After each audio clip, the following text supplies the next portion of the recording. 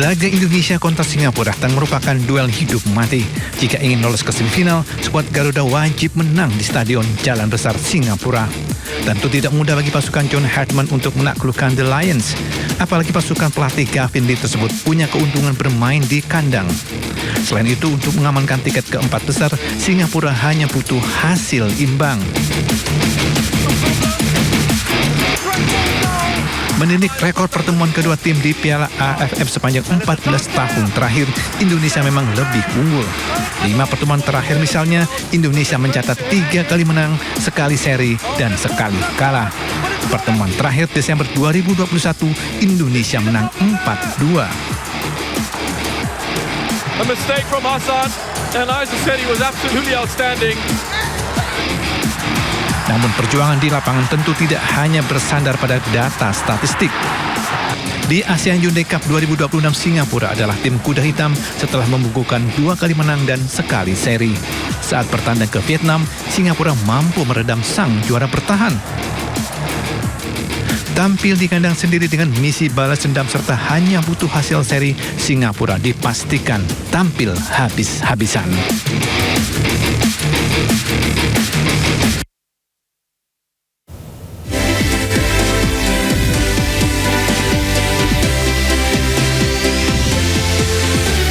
Ya, malam ini Timnas Indonesia berdiri di persimpangan pada laga penentu yang menegangkan. Menghadapi tuan rumah Singapura, kemenangan menjadi harga mati untuk mengamankan tiket semifinal yang dinanti. Bukan lagi saatnya obral janji atau banyak alasan. Taktik Garuda malam ini wajib berbuah kepastian. Bersama saya Nova Zakwan dan menyaksikan Sindo Prime.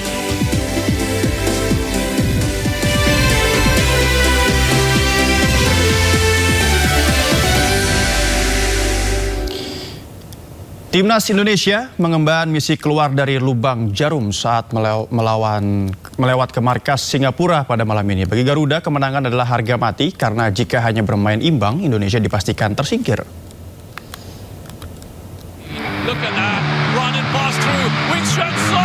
Timnas Indonesia melakoni laga krusial saat bertandang ke Stadion Jalan Besar menghadapi tuan rumah Singapura Jumat malam. Misi Garuda adalah keluar dari lubang jarum karena terancam gagal ke semifinal. Bagi pasukan pelatih John Hartman, kemenangan adalah harga mati. Di klasemen sementara, Vietnam memimpin dengan 7 poin. Singapura juga mendulang 7 poin, hasil 2 kali menang dan sekali seri. Sementara Indonesia di peringkat 3 dengan 2 kali menang dan sekali kalah. Untuk lolos ke 4 besar, Singapura hanya butuh hasil imbang. Sementara Indonesia wajib memenangi laga pamungkas grup.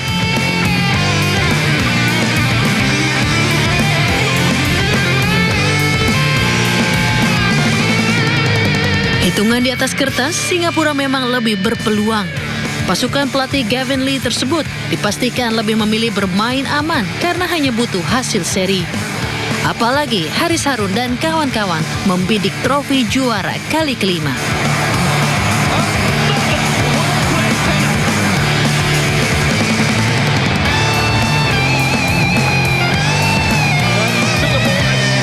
Sementara Vietnam hampir dipastikan lolos ke semifinal. Seperti Singapura, Vietnam juga hanya butuh tambahan 1 poin untuk mengamankan tiket ke semifinal. Namun menghadapi Kamboja, Vietnam lebih diunggulkan menang karena bermain di kandang dan punya kualitas jauh lebih baik ketimbang Kamboja.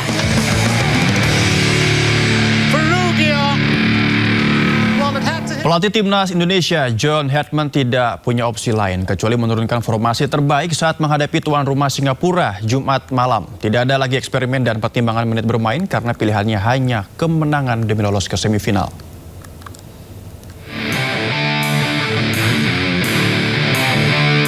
Timnas Indonesia melakoni laga hidup mati saat menghadapi tuan rumah Singapura di laga pamungkas Grup A ASEAN Hyundai Cup 2026.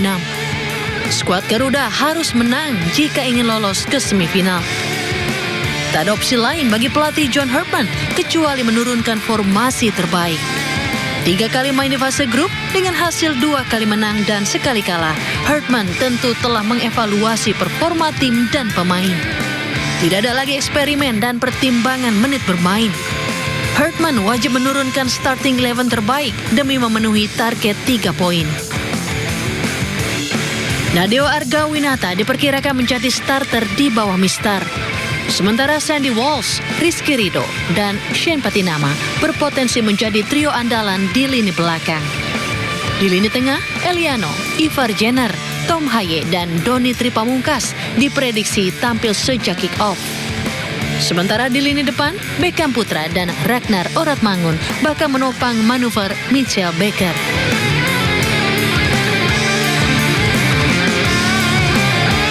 Menghadapi Singapura, Hartman meminta pasukannya bermain lebih disiplin dan main rapat.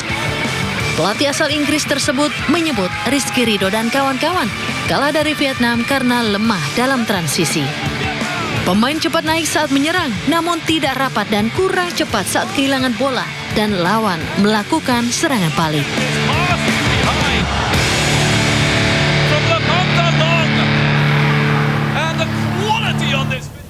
Timnas Indonesia wajib mewaspadai 3 senjata utama Singapura saat kedua tim bertemu pada laga penentu Grup A ASEAN Championship 2026. Umpan terobosan akurat, umpan silang presisi, serta ketajaman Ilhan Fandi menjadi ancaman yang harus diantisipasi oleh Garuda.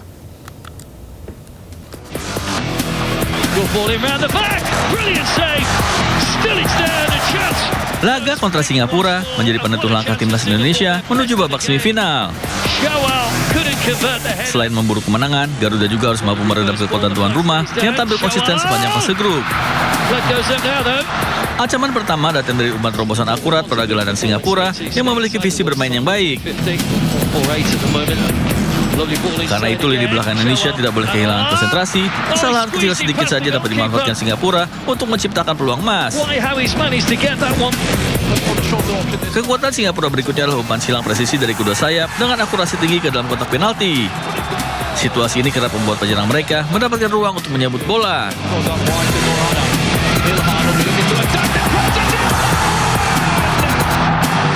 Indonesia dituntut disiplin menutup ruang gerak pemain sayap lawan serta memenangkan duel udara agar skema serangan lawan tidak berujung menjadi gol.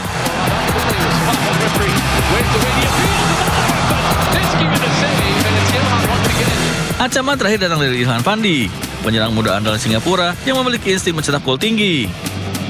Ilhan mampu memaksimalkan umpan terobosan maupun umpan silang menjadi peluang berbahaya di depan gawang. Jika Garuda mampu memutus alur umpan dan membatasi pergerakan Ilhan Fandi, peluang Indonesia untuk mengamankan 3 poin dan memastikan tiket ke babak semifinal akan semakin besar. Informasi lain pemirsa, pasca penemuan ratusan pucuk senjata di sebuah sekolah swasta di Jakarta Selatan, pihak sekolah mengungkap adanya ruang bawah tanah di lingkungan sekolah.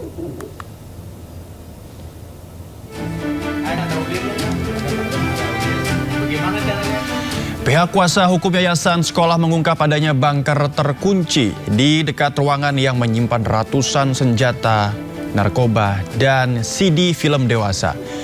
Bunker itu diduga sengaja dibuat untuk menyimpan senjata lainnya. Pihak sekolah menegaskan tidak punya kewenangan untuk membuka bunker tersebut dan telah meminta polisi untuk menindaklanjuti temuan ini.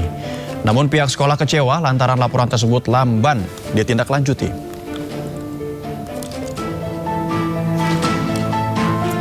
Salah satu informasi itu kami masih meminta untuk dibuka. Jadi sampai hari ini kami memang belum dibuka. Posisi bunker memang jauh dari lokasi, tidak terlalu jauh ya, masih dalam satu lokasi, tapi tidak dekat dengan ruangan kelas. Hanya saja tentu bukan kewenangan kami kan sebenarnya untuk membuka. Karena sudah ada pelaporan kami atas dugaan penyalahgunaan senjata, kami khawatir di ruangan itu juga ada senjata. Kami sudah meminta kepada aparat untuk menindaklanjuti, tapi teman-teman sudah tahu temuan tanggal 10 bulan Juli baru ada tindak lanjut pada tanggal 6 bulan Agustus. Waktu yang sudah cukup lama sebenarnya tindakan dari aparat Jaksel ya, Polres Jaksel. Penemuan ratusan pucuk senjata api, kegiatan belajar mengajar di sekolah berjalan normal pada Jumat hari ini pemirsa. Aktivitas tampak normal pasca penemuan ratusan pucuk senjata api, narkoba, dan cakram padat berisi konten pornografi. Kuasa hukum yayasan sekolah memastikan kegiatan belajar mengajar tidak ada gangguan berarti.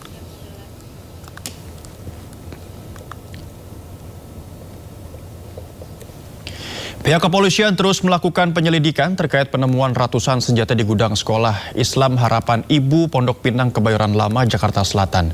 Sejumlah saksi diperiksa guna mengungkap latar belakang keberadaan senjata-senjata tersebut di dalam area sekolah.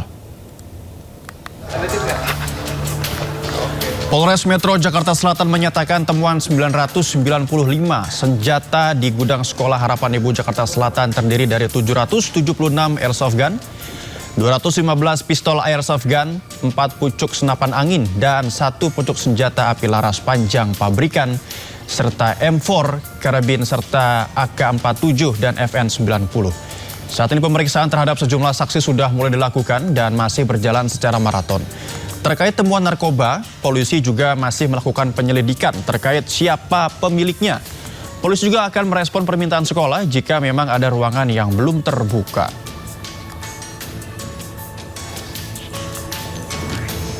Selain barang-barang yang ditemukan di lokasi, juga ada dokumen. Terkait dokumen-dokumen ini tentunya penyelidik Satreskrim sedang melakukan penyelidikan dan pendalaman. Langkah kami ini TKP di yayasan, informasi yang kami dapat dari yayasan, kami melangkah berawal dari keterangan pihak yayasan. Dan kemarin sudah ada saksi yang diinterogasi untuk menelusuri tindak lanjut dari temuan ini. Sebelumnya ratusan senjata ditemukan di ruangan mantan kepala yayasan sekolah swasta di kawasan Pondok Pinang, Jakarta Selatan. Tidak hanya senjata, di ruangan juga ditemukan narkoba, CD film dewasa, serta alat cetak peluru.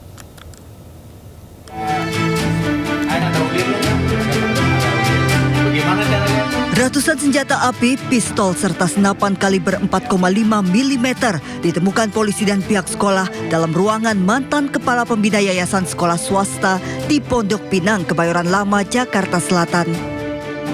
Tak hanya senjata api, dalam ruangan ini juga ditemukan alat cetak peluru, narkotika jenis sabu dan ganja, serta sejumlah CD porno. Sekolah meminta pendampingan polisi membuka ruangan yang selama ini tertutup dikunci oleh eks-ketua yayasan untuk digunakan keperluan belajar mengajar.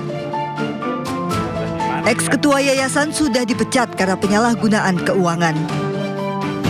Persisnya senjata itu apa saja, jenisnya bagaimana, kewenangan penyidik ya untuk melakukan verifikasi. Sehingga kami minta ada uji forensik juga terhadap senjata itu untuk memberikan kepastian bahwa senjata ini milik siapa juga, jenisnya apa dan sebagainya.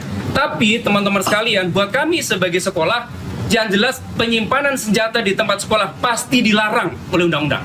Pasti dilarang, pasti tidak diperbolehkan. Kenapa? Karena senjata api yang ditemukan tersembunyi dan berada di bawah tumpukan barang.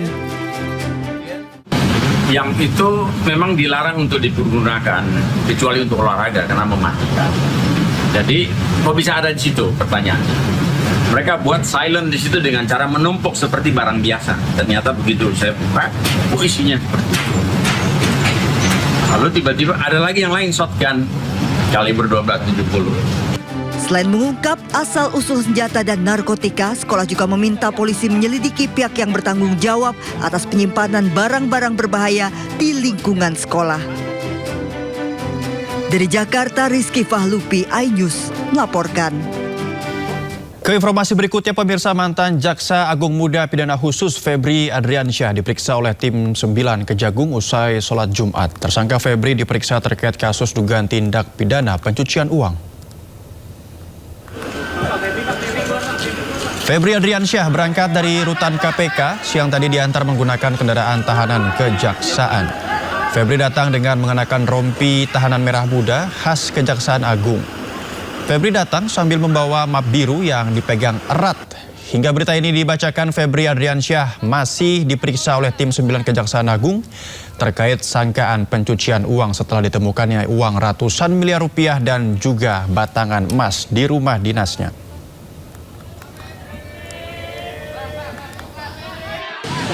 Sebagaimana rekan-rekan ketahui bahwa pada hari ini tim penyidik 9 telah melakukan pemanggilan dan pemeriksaan terjadwal hari ini itu pemeriksaan terkait dalam kasus tersangka FA dan ini ada 5 orang. Di mana dari 5 orang ini yang hadir 3 2 tidak hadir dan nanti berikutnya akan dipanggil ulang.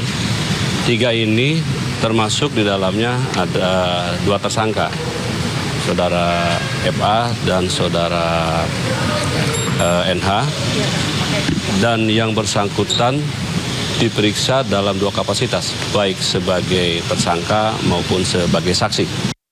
Sidang perdana 2 gugatan pra-peradilan yang dilayangkan ex-Jampitsus Febri Adriansyah digelar 18 Agustus 2026. Gugatan pertama dilayangkan kepada Ditreskrim Sus Polda Metro Jaya dan Kortas Tipikor Polri.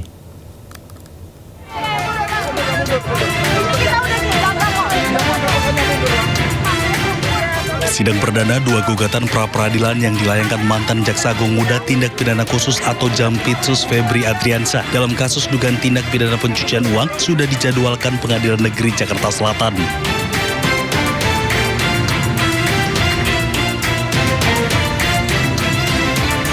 Humas PN Jaksel menyebut sidang perdana dijadwalkan pada Selasa 18 Agustus 2026 dan akan dipimpin Hakim Tunggal Richard Edwin Basuki.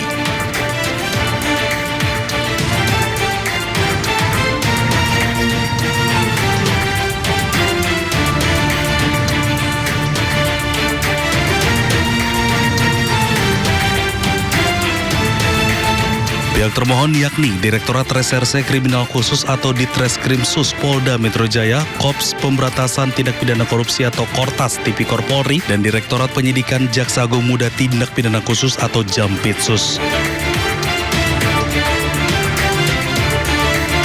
Sementara itu, untuk gugatan pra-peradilan kedua, pihak termohon adalah Jaksa Agung. Dalam hal ini, Jaksa Agung Muda Tindak Pidana Khusus Kejaksaan Agung akan digelar pada Rabu 19 Agustus 2026. Tim Liputan iNews melaporkan. Sebelumnya, ex-Jampitsus Febri Adriansyah mengajukan permohonan pra-peradilan dalam kasus korupsi dan tindak pidana pencucian uang. Kuasa hukum Febri menegaskan permohonan tersebut sebagai upaya menguji proses hukum yang sedang berjalan.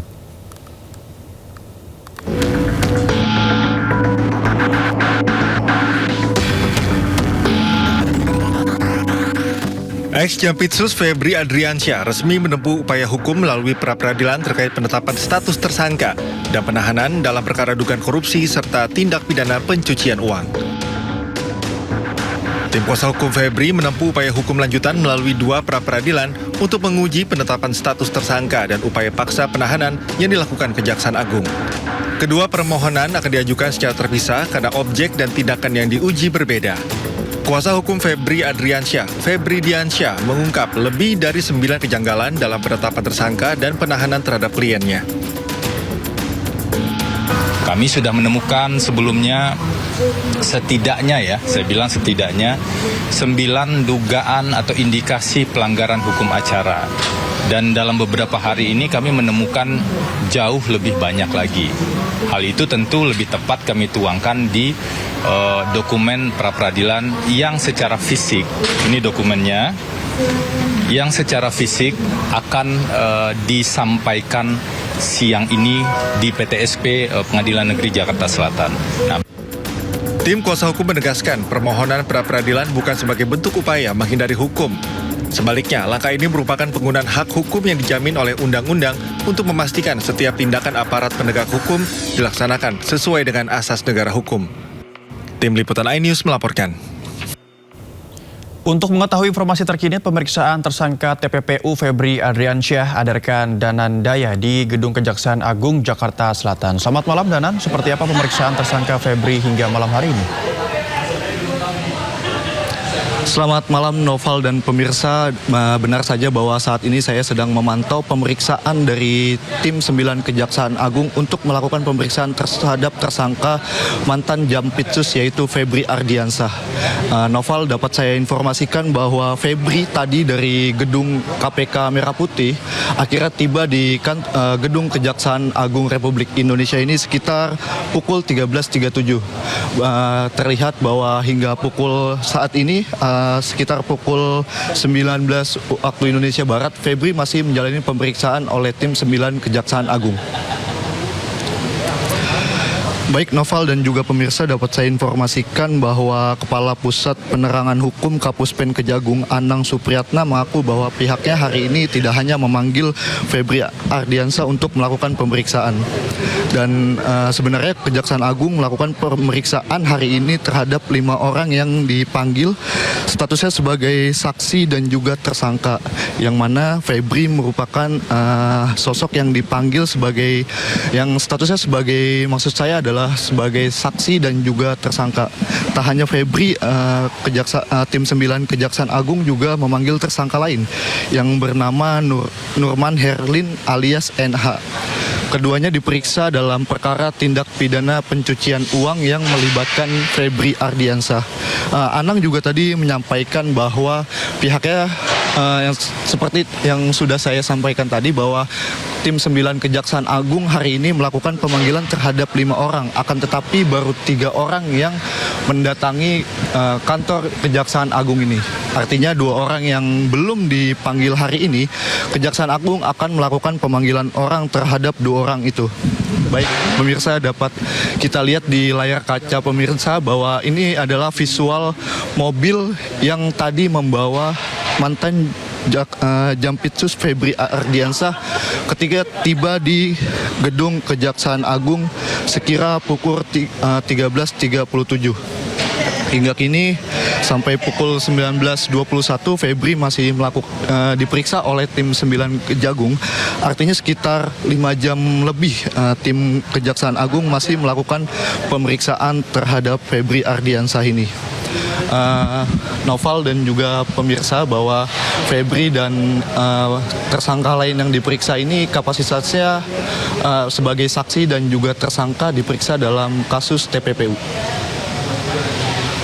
Baik, terima kasih dan atas laporan Anda, selamat bertugas kembali. Ya, tim penyidik Kejaksaan Agung melalui tim penyidik 9 melakukan serangkaian tindakan penyidikan dalam perkara dugaan tindak TPPU dengan pidana asal dugaan tindak pidana korupsi yang melibatkan tersangka Febri Ardiansyah. Selain itu, tim 9 Kejagung menggeledah satu lokasi di Bandung.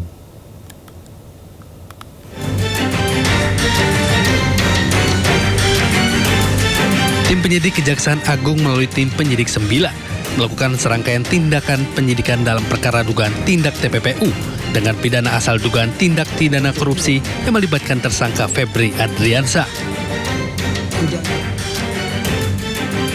Anang Supriyatna, Kepala Pusat Penerangan Hukum Kejagung, tim penyidik 9 Kejagung menggeledah satu lokasi di Bandung, yakni rumah yang diduga milik tersangka NH. Dari penggeledahan, tim penyidik menemukan dokumen-dokumen terkait perbuatan pidana. Seluruh tindakan penyidikan dilakukan berdasarkan ketentuan hukum, acara yang berlaku, dan merupakan bagian dari upaya penyidik untuk memperoleh alat bukti, memperjelas konstruksi perkara, serta melakukan penelusuran aset yang diduga berasal dari hasil tindak pidana.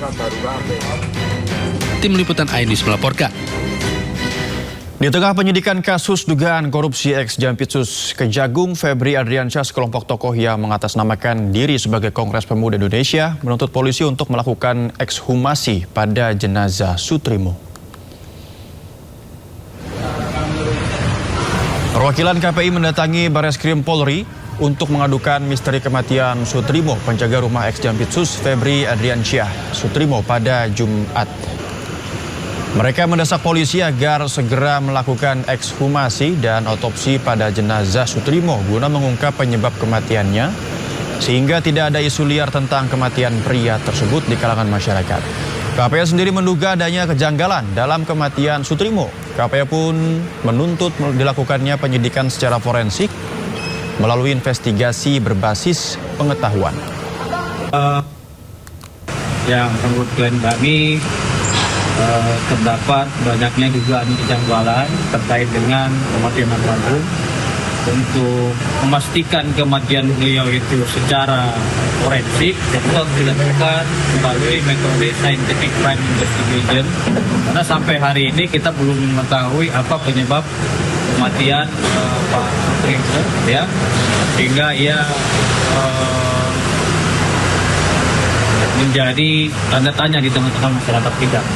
Sidang pra-peradilan keempat Roy Suryo yang digelar di Pengadilan Negeri Jakarta Selatan hari ini ditunda akibat ketidakhadiran termohon yakni pihak kejaksaan. Pada sidang perdana pra-peradilan keempat ini, Roy Suryo mengajukan gugatan ke Polda Metro Jaya terkait sah atau tidaknya status pencekalan dirinya ke luar negeri. Roy beralasan status pencekalan tidak jelas dan belum ada klarifikasi lanjutan, serta tidak ada urgensi lagi setelah pelimpahan berkas. Sidang dijadwalkan akan berlangsung Jumat 14 Agustus pada pekan depan. Gak apa-apa. Di tengah. Sejak Mas Roy diperiksa dengan Dr. Tifa serta Rismon waktu itu pada tanggal 13 November 2025, kemudian dilakukan tindakan pencekalan dan sampai sekarang tidak jelas, itu seperti gray area. Sayangnya Mas Roy tidak coba-coba ke luar negeri. Tetapi saya tidak tahu apakah paspornya sudah disita atau tidak ya. Tetapi intinya kalau melintasi batas negara itu pasti masih ada problem. Nah, kami tadi mau menyampaikan petitum seperti ini ya. Ini telah diterima berkas permohonannya pra-peradilan pada tanggal 30 Juli. Jadi kalau sekarang tanggal 7 Agustus sebenarnya sangat proper ini ya kami menyampaikannya. Dan lagi-lagi kemudian turut termohon membuat persidangan ini harus ditunda 1 pekan dan itu mekanisme hukum acaranya. Jadi kalau salah satu pihak termohon dan turut termohon tidak hadir, maka kemudian akan dipanggil lagi secara patut, secara layak, dan kemudian sidang akan ditunda ke pekan depan, mungkin Jumat pekan depan, dan kalau seandainya tetap tidak datang, sidang akan dilanjutkan tanpa kehadiran pihak yang tidak datang tersebut. Kami tidak menunda-nunda, tapi penundaan ini akibat mereka. Jadi kalau kemarin ya gitu hakim tunggal itu yang memunculkan joker ya. Nah, jadi hari ini justru saya bilang kemarin harusnya ada Jack yang muncul. Nah, hari ini Jacknya kenapa ditunda-tunda, jadi bolak-balik saja, ini Jacknya bolak-balik. Nah, ini Jacknya bolak-balik. Siapa Jack itu? Wajahnya perhatikan dengan cermat. Ya, ini ilustrasi lo ya. Dan tidak bisa dikatakan itu siapa. Ini Jack gitu ya, katanya dipanggilnya Jack. Jadi hari ini ya sudah, silakan laporkan saja. Nanti Jack makin boncos lagi nanti. Tifauzia Tiasuma menyatakan mengakhiri keterlibatan aktifnya dalam polemik ijazah Presiden ke-7 Republik Indonesia Joko Widodo. Tifa merasa tugas ilmiahnya dalam mengkaji ijazah Jokowi telah selesai.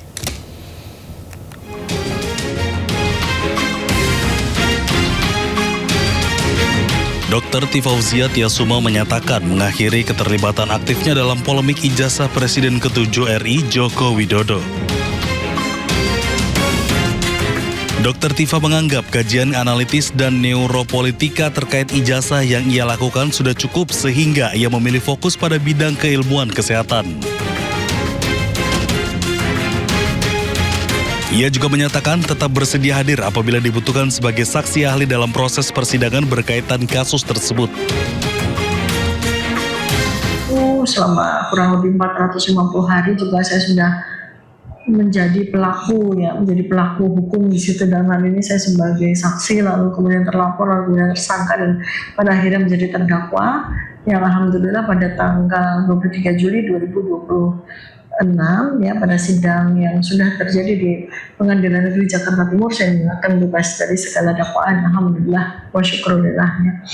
Itu adalah sebuah momentum di mana saya harus berpikir ya, saya harus memberikan keputusan kepada diri sendiri bahwa sekali lagi terkait dengan persoalan ijazah ya, bagian saya sudah saya tunaikan, jadi sudah cukup untuk Meskipun menyatakan mundur dari perdebatan publik, proses hukum dan langkah uji materi atau pra-peradilan yang diajukan oleh tim hukumnya tetap berjalan di ranah peradilan.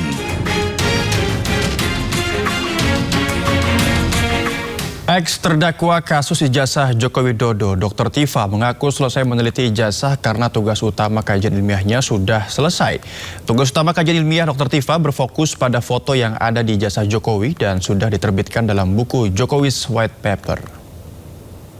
Tugas saya dalam penelitian terkait dengan ijazah yang dipaparkan oleh Bareskrim tanggal 22 Mei 2025 ini itu udah selesai. Penelitian saya sekali lagi tepat Agustus tahun 2025 udah saya bukukan, udah saya launching dalam bentuk buku Jokowi White Paper.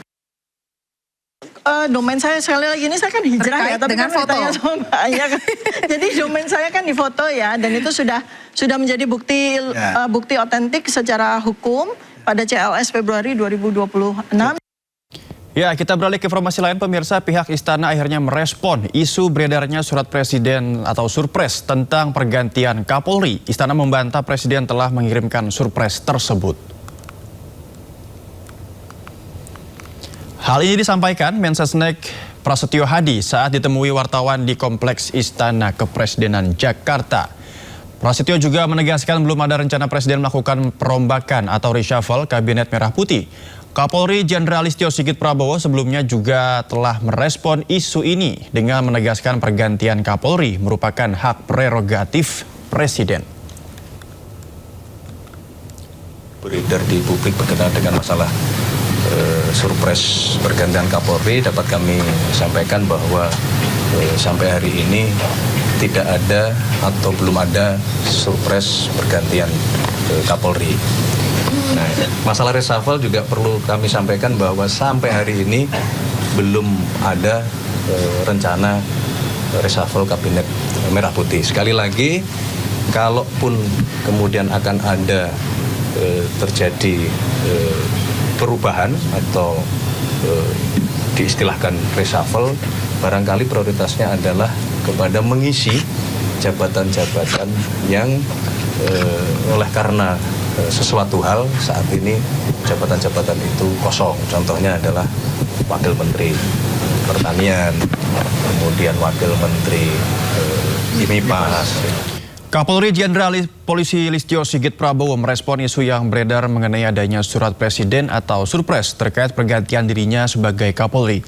Sebelumnya DPR membantah telah menerima surat Presiden terkait pergantian Kapolri.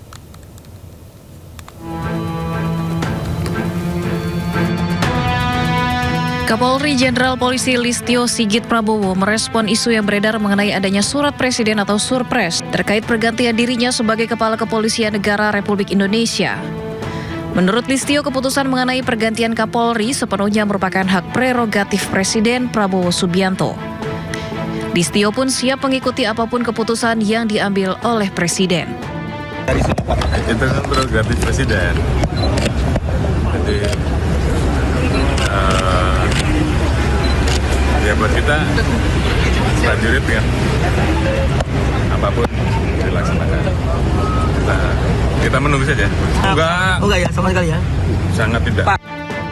Sementara itu, Kepala Badan Pengendalian Pembangunan dan Investigasi Khusus atau Bapisus, Aris Marsudianto menyatakan agar publik menunggu waktu terkait isu surpres pergantian Kapolri.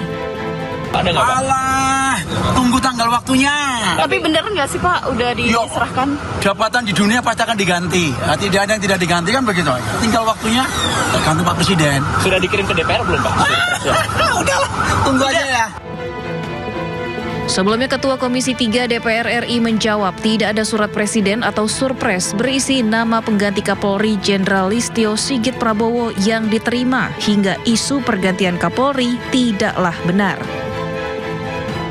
Menyampaikan klarifikasi bahwa tidak benar kalau dikatakan ada surat Presiden kepada DPR RI yang berisi tentang pergantian Kapolri. Kami benar-benar telah mengecek kepada pimpinan DPR, ya, yang juga pimpinan DPR sudah mengecek kepada pihak terkait di istana bahwa memang tidak ada pengiriman surat Presiden terkait pergantian Kapolri tersebut.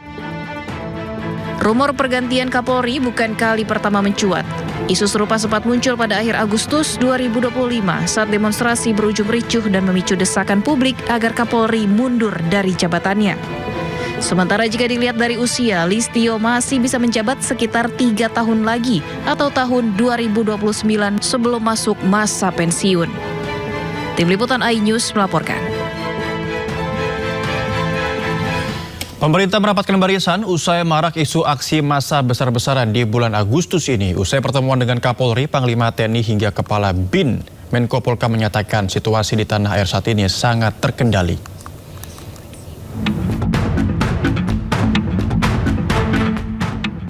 Menyikapi kekhawatiran soal situasi keamanan jelang perayaan HUT RI ke-81 bulan Agustus ini, pemerintah merapatkan barisan. Rabu siang, Menko Polkam, Kapolri, Panglima TNI, Jaksa Agung, hingga Kepala BIN menyampaikan pernyataan sikap. Kepada publik, Menko Polkam Djamari Tjaniago menegaskan situasi di tanah air saat ini sangat terkendali. Djamari menegaskan informasi di media sosial yang menyebut adanya aksi massa di sejumlah daerah adalah hoaks alias berita bohong. Sangat mantap, dan perkembangan semua yang terjadi di dalam negeri masih dalam kendali kita semua. Kendali Panglima, kendali Kapolri, dan kendali di masalah BIN, intelijen, masalah itu juga terus diikuti dan selalu kita berkoordinasi untuk menyegarkan kondisi-kondisi yang kita hadapi pada setiap saat.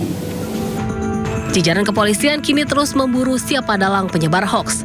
Sejumlah pemilik akun penyebar hoaks telah diamankan. Salah satunya seorang perempuan asal Ciamis, Jawa Barat yang menyebarkan konten hoaks di TikTok soal demonstrasi besar di DPR di bulan Agustus ini. Kekhawatiran publik soal situasi keamanan di Jakarta merebak setelah beberapa mal di Jakarta, Bekasi, dan Surabaya ramai-ramai membangun pagar besi setinggi 3 meter. Publik berspekulasi soal adanya ancaman aksi massa besar-besaran menjelang perayaan HUT RI ke-81 bulan Agustus ini. Tim Liputan iNews melaporkan. Sementara itu, Gubernur DKI Jakarta Pramono Anung memastikan Jakarta aman selama bulan Agustus. Untuk mengamankan Jakarta, Polda Metro Jaya membentuk tim preventive strike.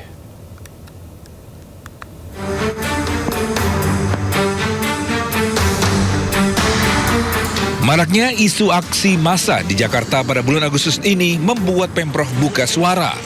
Gubernur Jakarta Pramono Anung pun tegaskan, ibu kota tetap kondusif. Pramono pun mengajak masyarakat menjaga ibu kota negara.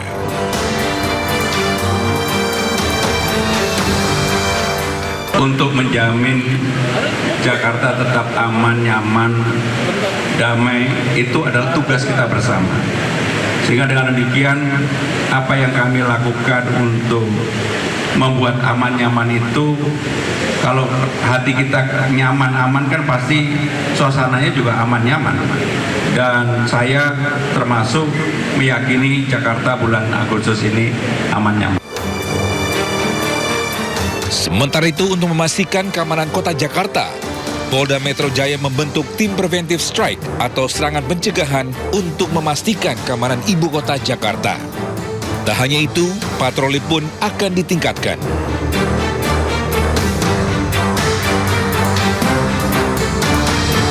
Polda Metro Jaya sudah menegaskan membentuk tim preventive strike yang terdiri dari Direktorat Operasional yang ada di Polda Metro Jaya. Jadi sudah melakukan mitigasi awal. Apabila ada kelompok-kelompok yang mencoba membuat kerusuhan, membuat situasi tidak nyaman dan aman di wilayah hukum Polda Metro Jaya, termasuk wilayah-wilayah penyangga, akan dilakukan tindakan tepat, tegas, dan terukur. Sebelumnya, sejumlah pusat perbelanjaan di Jakarta, Bekasi, dan Surabaya dipasangi pagar setinggi 2,5 meter. Masyarakat pun penasaran dan mengaitkan dengan kondisi ekonomi hingga kekhawatiran akan adanya aksi massa. Wakil Presiden Republik Indonesia ke-10 dan ke-12 Yusuf Kala menyoroti beredarnya unggahan di media sosial yang menampilkan foto-foto unjuk rasa besar tanpa konteks yang jelas. Menurut JK, tidak sedikit gambar yang digunakan merupakan dokumentasi aksi lama, namun seolah-olah menggambarkan kondisi saat ini. Terkait hal itu, JK mengingatkan agar penggunaan konten semacam itu tidak menimbulkan keresahan di tengah masyarakat. Meski demikian, ia menyatakan kebebasan berpendapat tetap harus dihormati selama tidak disertai tindakan yang merusak. Ya, ini kan negara demokrasi. Memberikan pendapat ya biasa saja, asal jangan merusak, jangan nanti menakutkan masyarakat. Dan betul itu, setiap hari kita lihat di media medsos itu fotokan akan raksasa itu demo tahun lalu atau demo 5 tahun lalu itu. Ya itu yang menakutkan masyarakat. Tapi memberikan pandangan silakan. tapi ada jalan baru. Hutang kereta cepat Jakarta-Bandung WUS akan dialihkan ke Kementerian Keuangan. Purbaya memastikan penyelesaian utang WUS tidak akan membebani anggaran pendapatan belanja negara atau APBN. Pengelolaan utang akan ditarik ke Kemenko dengan dikelola melalui Special Mission Vehicles atau SMV milik Kemenko. Purbaya juga menjelaskan kepemilikan PT Kereta Cepat Indonesia Cina atau KCIC nantinya tidak lagi berada di bawah PT Kereta Api Indonesia, melainkan dialihkan di bawah koordinasi Kementerian Keuangan. Dialihkan ke Kemenq dikelola saya semuanya kasih situ, tapi nanti akan kita pakai salah satu tangan BUMN SMV fiskal kita untuk mengelola itu. Kita kan punya banyak juga, ada SMV, ada ini, ada lain-lain. Jadi nggak langsung jadi tanggung jawab APBN. Jadi walaupun oleh pemerintah tidak akan membebani APBN. Kepemilikannya KCIC nanti di mana Pak? Saya. Oh, berarti bukan di bawah KAI lagi. Pak, berarti nanti Menteri Koordinator Bidang Pangan Zulkifli Hasan mengatakan jumlah penerima makan bergizi gratis diperkirakan menyasar sekitar 63 juta orang pada 2027 setelah pemfokusan ulang atau refocusing tujuan program. Menurut Zulhas, program MBG akan difokuskan untuk daerah 3T dengan prevalensi stunting tinggi. Program juga akan difokuskan untuk kelompok ibu hamil, ibu menyusui, dan balita. Selain itu, Zulhas menyebut pondok pesantren dengan kapasitas minimal 1.000 santri akan diperbolehkan mengelola dapur MBG sendiri. Namun dia menekankan dapur MBG yang didirikan harus memenuhi standar SPPG dan sertifikat layak higien sanitasi. SPPG yang di daerah 3T, yaitu Papua, NTT, dan Maluku. Yang paling berhak, banyak stunting dan seterusnya. Kami tadi sudah menyelesaikan, rapat hari ini memutuskan yang 3T akan selesai dalam minggu ini. Karena minggu lalu kita rapat 1 bulan. Ternyata dalam 1 minggu ini insya Allah bisa kita selesaikan yang 3T. Kepala Badan Gizi Nasional Sudaryono meluruskan kabar soal pembukaan 13.000 SPPG baru untuk dapur program makan bergizi gratis. Ia menegaskan angka tersebut bukan berarti pemerintah akan langsung mengoperasikan seluruh dapur dalam waktu dekat. Sudaryono menjelaskan BGN kini memadankan data lokasi dapur tersebut dengan data prevalensi stunting dari Kementerian Kesehatan. Langkah itu dilakukan untuk menentukan dapur mana yang diprioritaskan beroperasi lebih dahulu. Dari hasil pemadanan tersebut, BGN mengidentifikasi sekitar 1.700 dapur yang telah siap beroperasi dan berada di wilayah dengan angka stunting tinggi maupun sangat tinggi. Ia menegaskan pengoperasian dapur tersebut akan dilakukan secara bertahap, bukan sekaligus. Pada tahap awal, BGN menargetkan mengaktifkan sekitar 300 dapur pada pekan depan. Seolah-olah kita membuka segera 13.000 dapur, bukan. Jadi sudah ada di data kita sekitar 13.000 lebih dapur yang ada statusnya, ada semua. Ada yang baru titik, ada juga yang sudah selesai gitu. Maka dari data ini kita overlay dengan datanya Kementerian Kesehatan, mana yang prioritas. Yang stuntingnya tinggi dan tinggi sekali, itu kemudian kita petakan, kita overlay dengan data dapur yang sudah siap. Ini insya Allah di minggu depan ini kita pelan-pelan kita rilis yang sudah siap ini. Dari data overlay tadi ada 1.700 ya data atau dapur yang sudah siap, sudah jadi tinggal operasional yang berada di daerah dengan stunting tinggi dan tinggi sekali. Nah nanti ini kita bertahap. Pemerintah mempercepat pelaksanaan program MBG dengan memprioritaskan daerah tertinggal, terdepan, dan terluar atau 3T. Langkah ini dilakukan guna mempercepat penanganan stunting dan memastikan penyaluran program lebih tepat sasaran.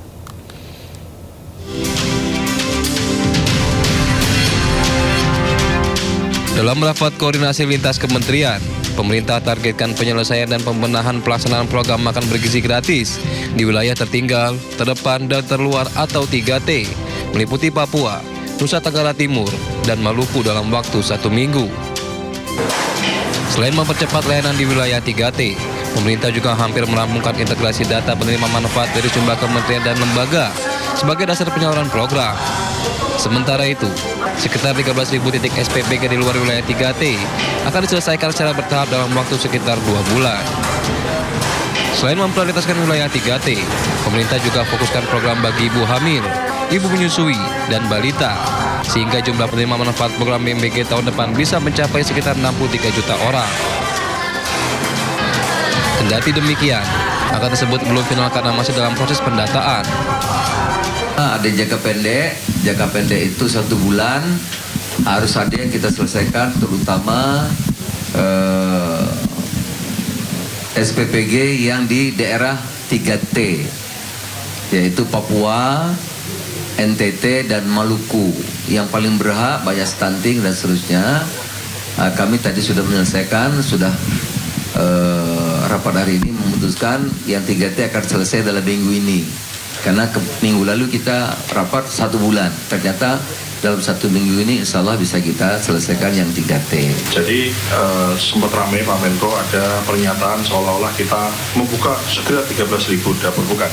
Jadi sudah ada di data kita sekitar 13.000 lebih dapur yang ada statusnya, ada semua. Ada yang baru titik, ada juga yang sudah selesai gitu. Maka dari data ini kita overlay dengan datanya Kementerian Kesehatan, mana yang prioritas, yang stuntingnya tinggi dan tinggi sekali, itu kemudian kita petakan, kita overlay dengan data dapur yang sudah siap. Ini insya Allah di minggu depan ini kita pelan-pelan kita rilis yang sudah siap ini. Kepala BGN juga menegaskan, jika seluruh proses penentuan lokasi dapur akan dilakukan secara transparan dan berbasis sistem. Diimbau kepada masyarakat agar waspada terhadap pihak yang mengaku dapat membantu mempercepat proses pembangunan dapur MBG.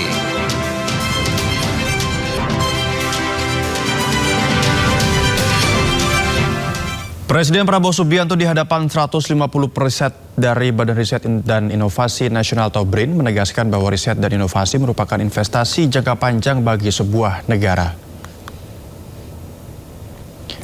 Oleh sebab itu, Presiden menegaskan bahwa penguasaan sains dan teknologi merupakan salah satu faktor kunci dalam menentukan kemajuan bangsa. Menurutnya, negara yang mampu mengembangkan dan menguasai kedua bidang tersebut akan melaju dengan pesat. Terlebih lagi, sains, inovasi dan teknologi dan juga pendidikan menjadi kunci dan fondasi dalam pilar pembangunan nasional. Untuk itu, Presiden meminta semua pihak untuk berkomitmen kuat dalam menempatkan riset dan inovasi menjadi penggerak utama menuju Indonesia Emas 2045. Tapi ini investasi jangka panjang.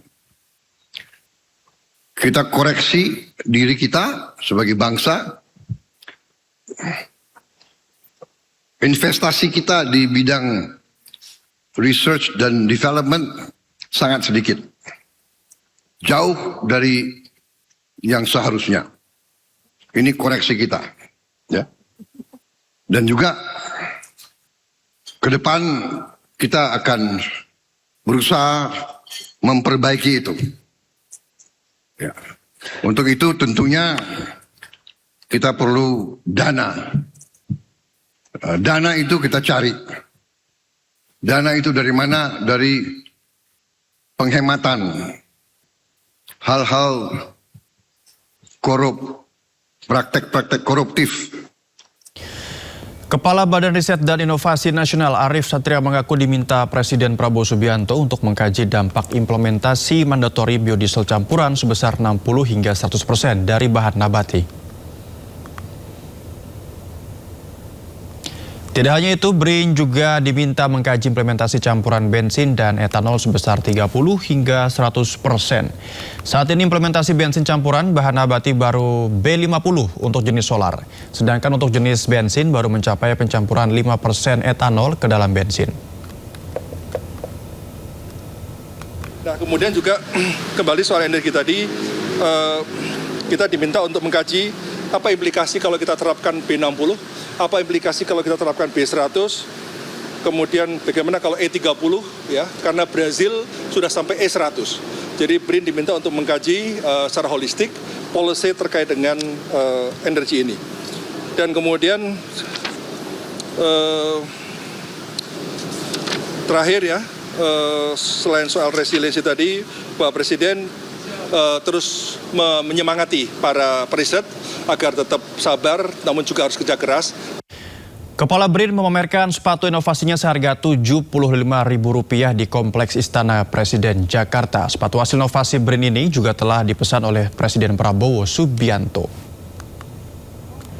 Ini karena Pak Presiden juga pesan, BRIN tolong dong bikin bisa menyelesaikan masalah sepatu gitu kan. Ini produksi di mana Pak? BRIN.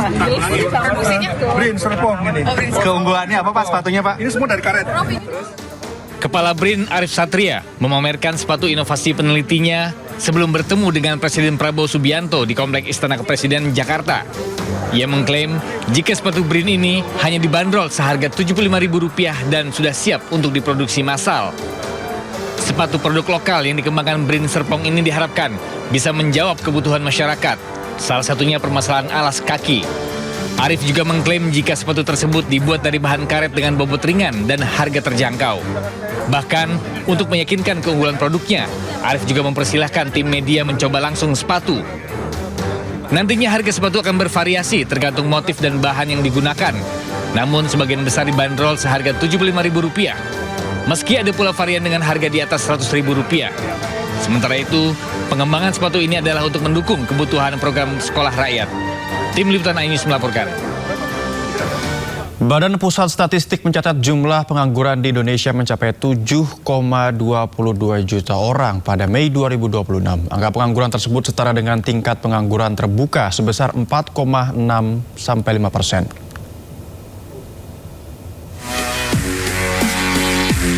Badan Pusat Statistik mencatat jumlah pengangguran di Indonesia mencapai 7,22 juta orang pada Mei 2026. Angka ini lebih rendah dibandingkan Februari 2026 yang sebanyak 7,27 juta orang. Deputi Bidang Neraca dan Analisis Statistik BPS Edi Mahmud mengatakan, angka pengangguran tersebut setara dengan tingkat pengangguran terbuka sebesar 4,65% atau turun 0,03% poin dibandingkan Februari 2026. Tingkat pengangguran terbuka pada Mei 2026 merupakan yang terendah sejak Agustus 1994 yang mencapai 4,36%. Berdasarkan data BPS, penurunan angka pengangguran di wilayah perkotaan mencapai 5,54%, sementara penurunan angka pengangguran di wilayah pedesaan mencapai 3,15%. Pada bulan Mei tahun 2026 terdapat sebanyak 7,22 juta penganggur atau setara dengan tingkat pengangguran terbuka sebesar 4,65%.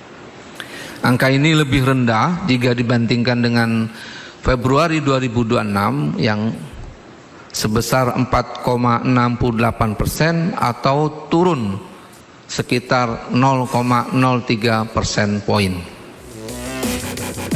Sementara itu hingga Mei 2026 jumlah penduduk yang bekerja mencapai 148,19 juta orang. Serapan tenaga kerja terbanyak berada di sektor pertanian sebesar 28,75%, sektor perdagangan besar dan eceran 17,8% dan sektor industri 13,53%.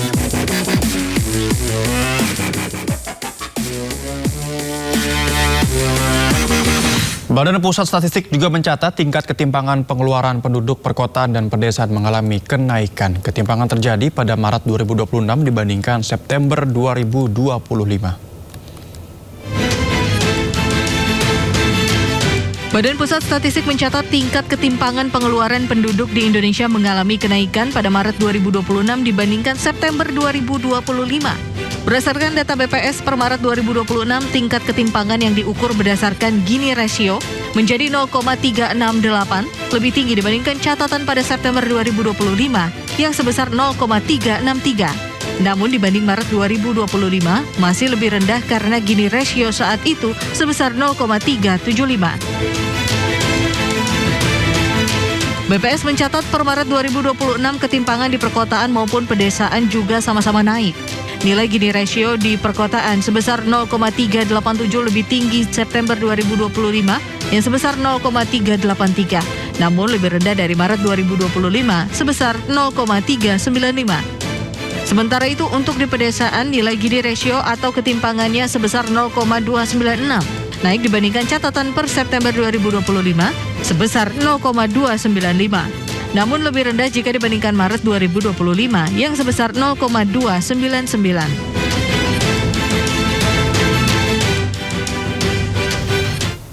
Menteri Keuangan Purbaya Yudi Sadewa mengungkapkan pertumbuhan ekonomi Indonesia pada kuartal 2 yang mencapai 2,2 hingga 9% masih menunjukkan ketahanan di tengah tekanan ekonomi global.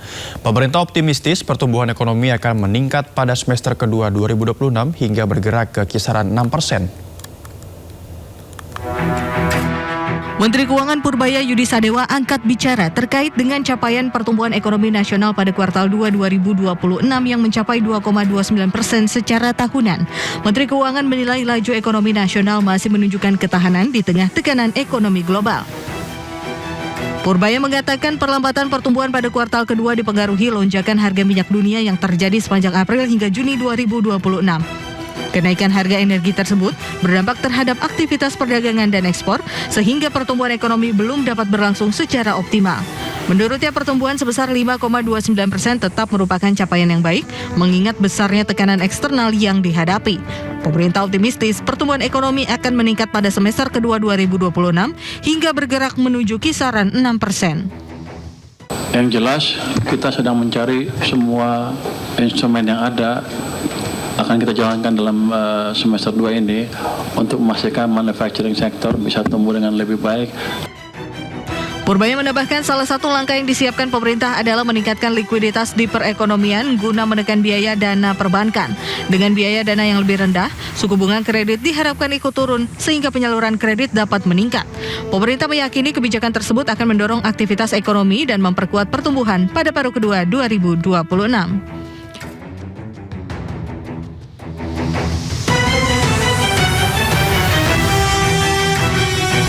Tentara Israel kembali melancarkan serangan udara ke distrik Tire, Lebanon Selatan. Serangan itu terjadi di tengah perundingan antara Israel dan Lebanon yang dimediasi oleh Amerika Serikat. Tentara Israel melancarkan serangan udara ke wilayah Al-Mansuri, distrik Tire, Lebanon Selatan, Kamis waktu setempat. Rekaman video menunjukkan kepulan asap tebal membumbung tinggi. Israel mengklaim menargetkan infrastruktur milik tentara Hizbullah. Israel juga menuduh Hizbullah melanggar perjanjian gencatan senjata. Serangan ini terjadi di tengah perundingan antara Israel dengan Lebanon yang dimediasi Amerika Serikat.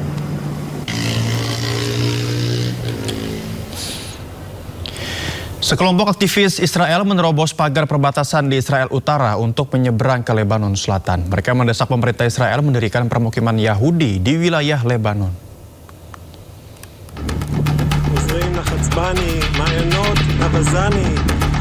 Sekelompok aktivis Israel menerobos pagar perbatasan di Israel Utara untuk menyeberang ke Lebanon Selatan.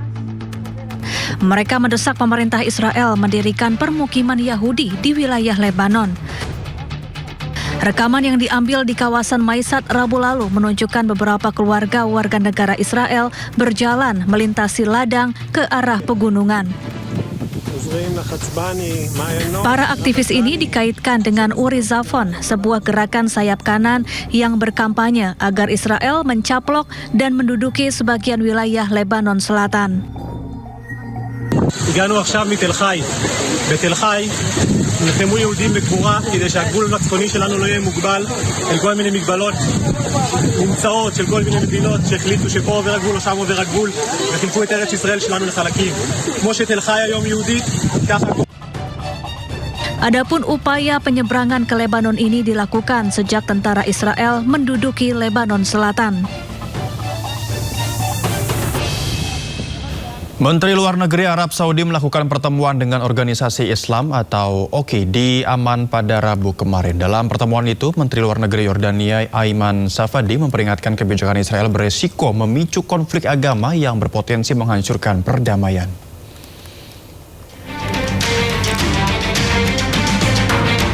Organisasi Kerjasama Islam OKI melakukan pertemuan di Amman, Yordania pada hari Rabu.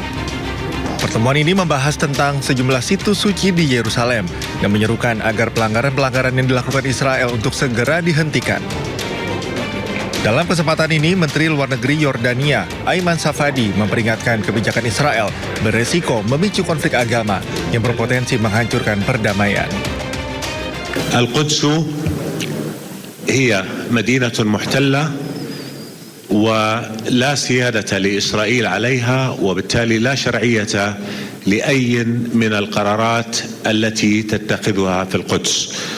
والقدس تواجه خطرا يتفاقم نراه يتبدى في الاستيطان الذي يتوسع، في مصادرة الأراضي التي تستمر، في محاصرة حق العبادة للمسلمين وللمسيحيين، في منع المصلين من الوصول إلى أماكن عبادتهم سواء مسلمين أو مسيحيين، وأيضا في ما نراه من سياسة ممنهجة لتغيير الهوية الإسلامية للمسجد الأقصى المبارك الحرم القدسي الشريف.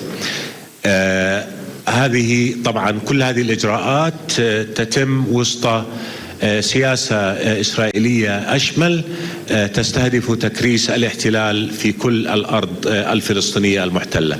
كما تقوم به إسرائيل يدفع باتجاه تفجر صراع دوني سيكون له آثارا دمارية، ليس فقط على الأمن والسلم في المنطقة ولكن في العالم أيضا.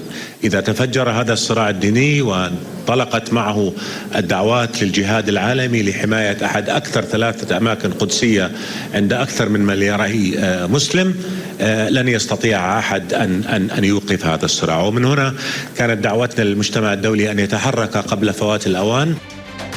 Pertemuan ini menyepakati 3 hal yang harus dilakukan pada prioritas utama.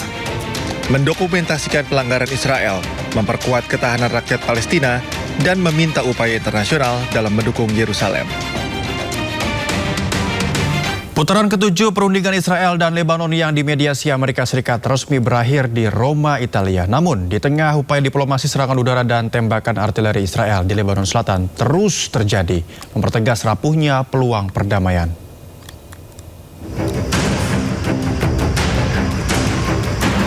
Putaran ke-7 perundingan antara Israel dan Lebanon yang dimediasi Amerika Serikat resmi berakhir pada Kamis di Roma, Italia.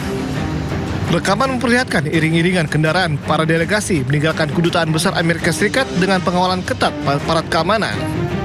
Laporan media menyebut pembahasan berlangsung dalam 3 sesi paralel yang membahas isu militer, politik, hukum, perbatasan hingga pertukaran tahanan. Namun suasana diplomasi dibayangi memanasnya konflik di lapangan. Pasukan pertahanan Israel menyatakan telah melancarkan serangan terhadap yang mereka sebut sebagai infrastruktur Hizbullah di sejumlah wilayah Lebanon Selatan dalam 24 jam terakhir. Lebanon menegaskan tuntutannya agar Israel menarik seluruh pasukan di area Lebanon Selatan dan mengembalikan kedaulatan negara sepenuhnya. Di sisi lain, Israel menyatakan penarikan pasukan hanya akan dilakukan jika terdapat jaminan bahwa Hizbullah tidak akan lagi menjadi ancaman bagi wilayah perbatasannya.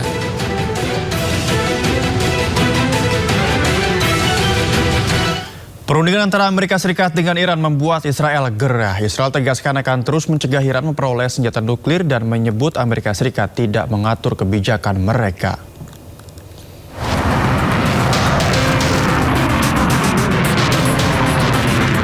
Hubungan Amerika Serikat dan Israel memanas. Israel menolak pembahasan yang dilakukan Amerika Serikat dan Israel. Perdana Menteri Israel Benjamin Netanyahu pun mengingatkan Amerika Serikat bahwa meski mereka sahabat, namun AS tidak bisa menentukan masa depan Israel. ובכן, כראש ממשלת ישראל, גם אני נחוש להמשיך למנוע מאיראן להחזיק בנשק גרעיני. ואני מבקש להבהיר, הנשיא טראמפ הוא גדול ידידינו. גדול הידידים שהיה לנו בבית הלבן, כוונתי לומר, וארצות הברית היא בעלת בריתנו הגדולה, וכולם מבינים גם זאת. אנחנו מעריכים מאוד את המאמצים המשותפים שלנו ושל ארצות הברית נגד שאיפותיה הגרעיניות של איראן. אבל אני מבקש להעביר גם כן. קיומה של ישראל אינו נתון למשא ומתן. עם הסכם או בלי הסכם. אני נחוש, כולנו נחושים, שנעשה את כל הדרוש להבטיח את ביטחוננו ואת עתידנו. Sementara, Presiden Amerika Serikat Donald Trump menekankan dirinya lebih memilih untuk negosiasi dengan Iran daripada jadi pembunuh. I'd rather make a deal because I don't want to kill people. I do not want to kill people. But at some point we were set for the biggest attack of any attack, and we've hit them very hard for the last few months. Hingga kini, Amerika Serikat terus mengklaim telah bernegosiasi dengan Iran. AS meminta Iran untuk menghentikan pengolahan nuklir dalam bentuk apapun. Presiden Amerika Serikat Donald Trump menjadi buah bibir baru-baru ini bukan karena konflik Timur Tengah, melainkan karena aksi sigapnya saat menyelamatkan seorang balita yang mencoba berjalan ke tepi panggung saat sebuah acara berlangsung di Las Vegas Rabu lalu. Cuplikan video ini memperlihatkan saat Trump mengundang sebuah keluarga untuk naik ke atas panggung dalam acara baru-baru ini di Las Vegas. Seorang pelayan kasino bernama Sandra dan keluarganya terpilih untuk berinteraksi dengan sang presiden. Kejadian unik terjadi saat Sandra hendak memberikan testimoninya. Trump terlihat berlari sigap mengejar anak Sandra untuk mencegahnya jatuh dari panggung. Sandra pun spontan mengucapkan terima kasih, lalu Trump pun membalas dengan kalimat satir, "Saya tidak ingin dia menjadi seperti Biden dan jatuh."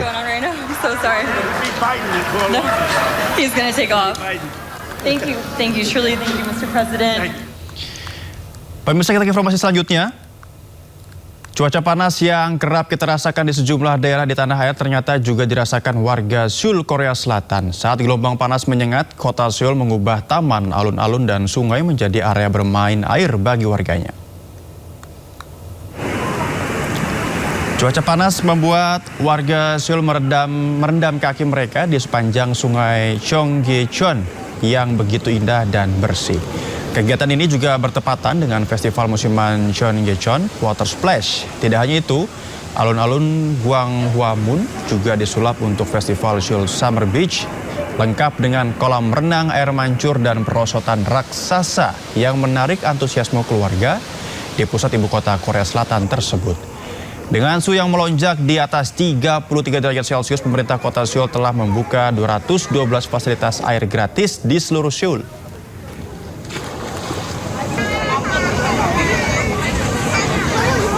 Pasca penemuan ratusan pucuk senjata di sebuah sekolah swasta di Jakarta Selatan, pihak sekolah mengungkap adanya ruang bawah tanah di lingkungan sekolah.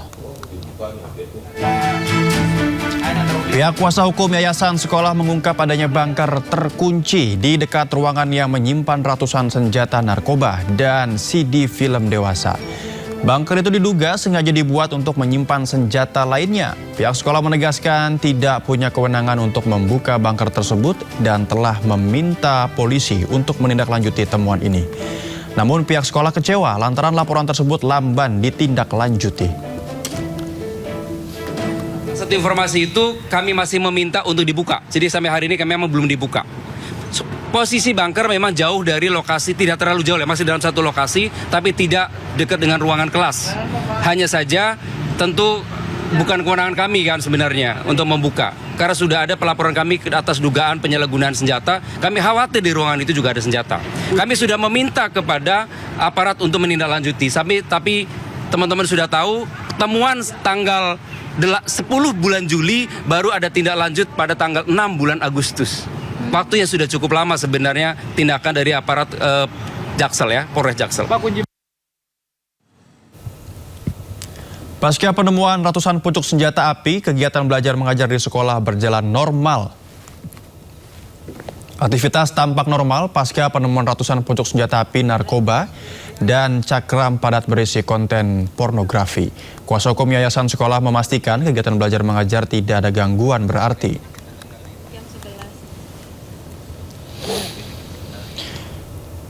Pihak kepolisian terus menyelidiki penemuan ratusan senjata di gudang sekolah swasta di Pondok Pinang, Jakarta Selatan. Sejumlah saksi diperiksa guna mengungkap latar belakang keberadaan senjata-senjata tersebut di dalam area sekolah. Polres Metro Jakarta Selatan menyatakan temuan 995 senjata di gudang sekolah Harapan Ibu Jakarta Selatan terdiri dari 776 airsoft gun, 215 pistol airsoft gun, 4 pucuk senapan angin, 10 pucuk senjata api laras panjang pabrikan, M4 karabin, AK-47 dan FN-90. Saat ini pemeriksaan terhadap sejumlah saksi sudah mulai dilakukan dan masih berjalan secara maraton. Terkait temuan narkoba, polisi juga masih melakukan penyelidikan terkait siapa pemiliknya. Polisi juga akan merespon permintaan sekolah jika memang ada ruangan yang belum terbuka. Jadi selain barang-barang yang ditemukan di lokasi juga ada dokumen. Terkait dokumen-dokumen ini tentunya penyelidik Satreskrim sedang melakukan penyelidikan dan pendalaman. Langkah kami ini TKP di yayasan. Informasi yang kami dapat dari yayasan, kami melangkah berawal dari keterangan pihak yayasan. Dan kemarin sudah ada saksi yang diinterogasi untuk menelusuri tindak lanjut dari temuan ini. Informasi berikutnya, mantan Jaksa Agung Muda Pidana Khusus Febri Adriansyah diperiksa oleh tim 9 Kejagung usai sholat Jumat. Tersangka Febri diperiksa terkait kasus dugaan tindak pidana pencucian uang. Febri Adriansyah berangkat dari rutan KPK siang tadi diantar menggunakan kendaraan tahanan Kejaksaan. Febri datang dengan mengenakan rompi tahanan merah muda khas Kejaksaan Agung. Febri datang sambil membawa map biru yang dipegang erat olehnya. Hingga berita ini dibacakan, Febri Ardiansyah masih diperiksa oleh tim 9 Kejaksaan Agung terkait sangkaan pencucian uang setelah ditemukannya uang ratusan miliar rupiah dan juga batangan emas di rumah dinasnya. Sebagaimana rekan-rekan ketahui bahwa pada hari ini tim penyidik 9 telah melakukan pemanggilan dan pemeriksaan terjadwal hari ini itu pemeriksaan terkait dalam kasus tersangka FA dan ini ada 5 orang. Di mana dari 5 orang ini yang hadir 3, 2 tidak hadir dan nanti berikutnya akan dipanggil ulang. 3 ini termasuk di dalamnya ada 2 tersangka, saudara FA dan saudara NH, dan yang bersangkutan diperiksa dalam 2 kapasitas, baik sebagai tersangka maupun sebagai saksi.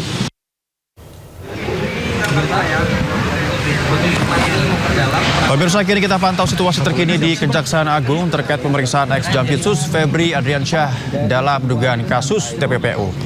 Dan ini merupakan gambar terkini pemirsa di Kejaksaan Agung, di mana Febri Adriansyah yang tadi juga sempat dijemput setelah sholat Jumat untuk diperiksa, yang memang sampai detik ini belum selesai diperiksa oleh Kejaksaan Agung atau tim 9 Kejaksaan Agung.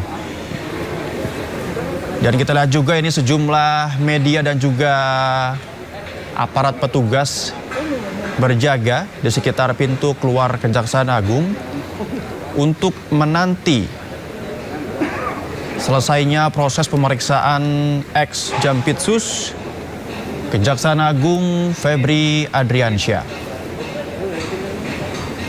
Dan hari ini Febri Adriansyah diperiksa dengan kapasitasnya sebagai saksi tersangka dalam kasus dugaan tindak pidana pencucian uang.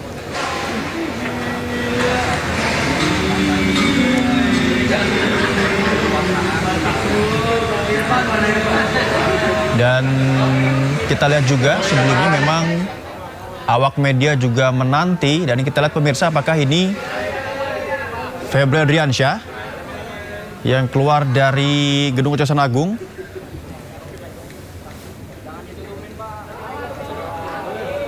Kita lihat sejumlah petugas dengan senjata lengkap keluar dari pintu Gedung Kejaksaan Agung.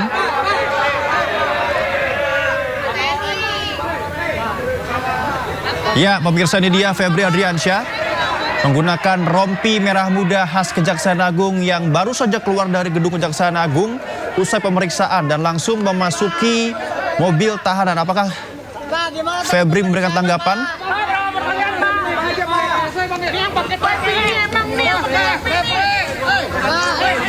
Iya, pemirsa, sayang sekali Febri Adriansyah tidak memberikan sepatah atau dua patah kata setelah diperiksa sejak siang hari tadi di Kejaksaan Agung. Kita lihat ini mobil tahanan langsung meninggalkan Kejaksaan Agung dan membawa Febri Adriansyah keluar dari kompleks Kejaksaan Agung. Tentu kita masih menunggu apakah ada konferensi pers dari Kejaksaan Agung.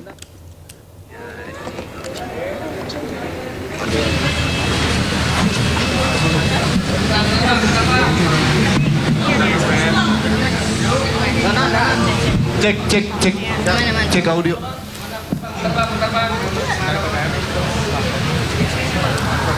Tuhan.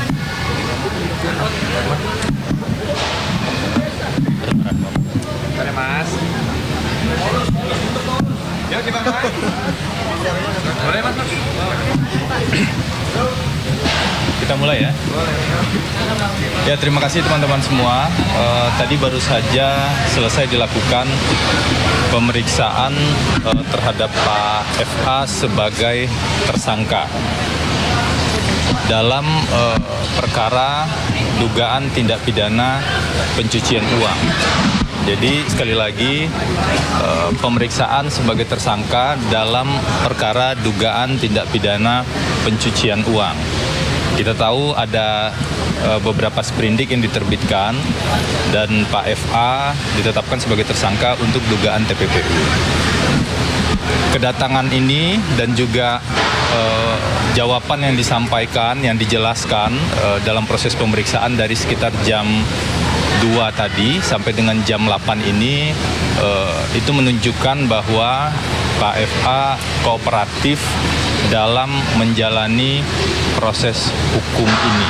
Jadi sekali lagi ditegaskan bahwa Pak FA kooperatif dalam menjalani proses hukum ini.